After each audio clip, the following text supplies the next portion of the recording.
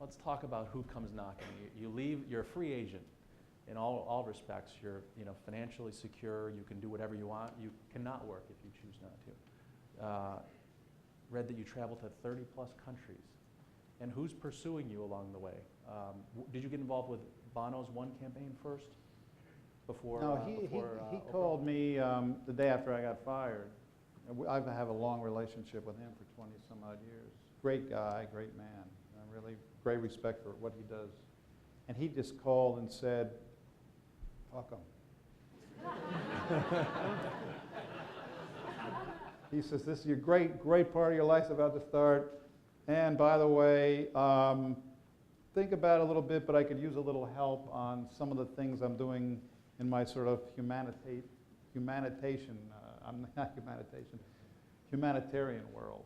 And I said, I'm going to take a little trip. I'll give you a buzz when I get back. So I ended up, he had a thing called the One Campaign, which had a couple million members. It was an advocacy group against poverty. There was a thing called Product Red he had launched, which was a very innovative business model, which if he knew anything about business, he would never would have tried it.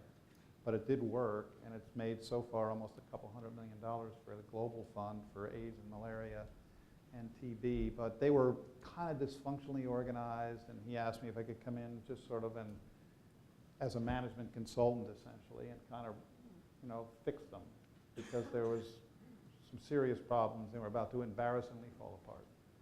So I did that one at a time, and then he said, well, gee, and I got to really know people in a whole other world. I spent a lot of time in Washington with groups of young people. It reminded me of being back at MTV, but these people are sort of in the DC sphere. It was a whole new world for me. I found it very exciting. It was a whole alternate universe. And I enjoyed that, so he said, why don't you go on the board, be the head of the board for one, and help assemble a new board, and then be on the board of Red. So I've been doing both of those things for some time for him. And they've been very fulfilling and interesting, and I'm very happy to do it.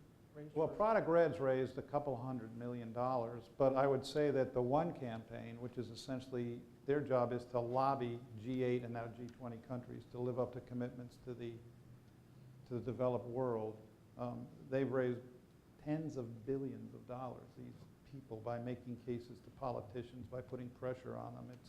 It's sort of an untold story, and he's a guy who can get access to anybody. I mean, he got $45 billion out of President Bush. $45 billion for PEPFAR and various AIDS programs.